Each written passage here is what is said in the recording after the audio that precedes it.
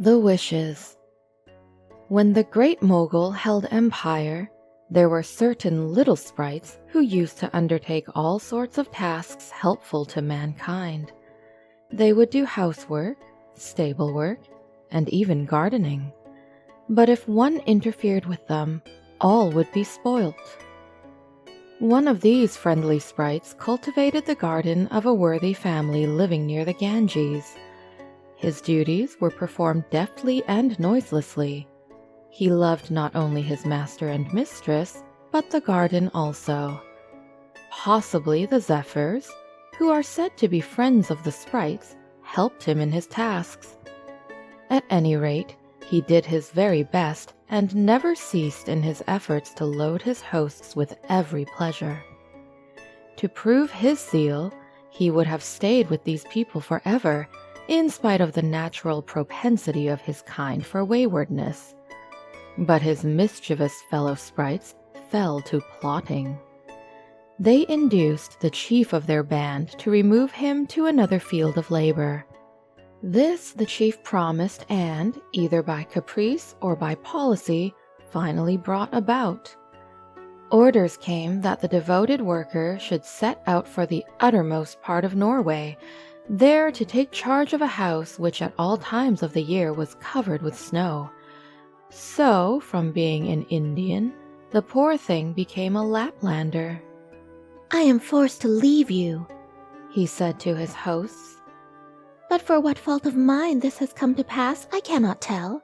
I only know that go I must, and in a very little while too, a month perhaps, or maybe only a week. Make the most of the interval.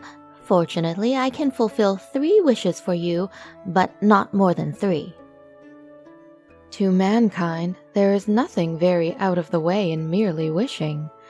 These good people decided that their first wish should be for abundance, and straightway.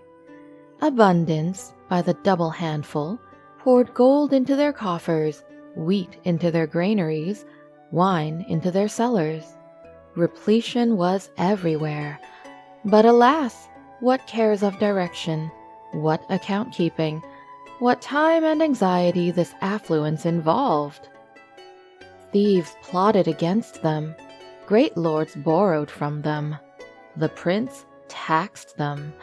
They were, in fact, reduced to misery by this excess of good fortune.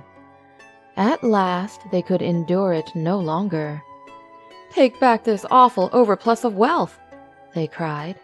"Even the poor are happy in comparison with us, and poverty is more covetable than such riches. Away then with these treasures, and thou, sweet moderation, mother of all peace, sister of repose, come to us again."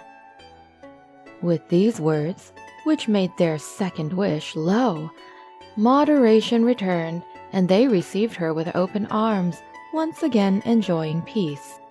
Thus, at the end of these 2 wishes, they were exactly where they were in the first place, and so it is with all who are given to wishing, and wasting in dreams the time they had better have spent in doing. But being philosophical people, they laughed, and the sprite laughed with them.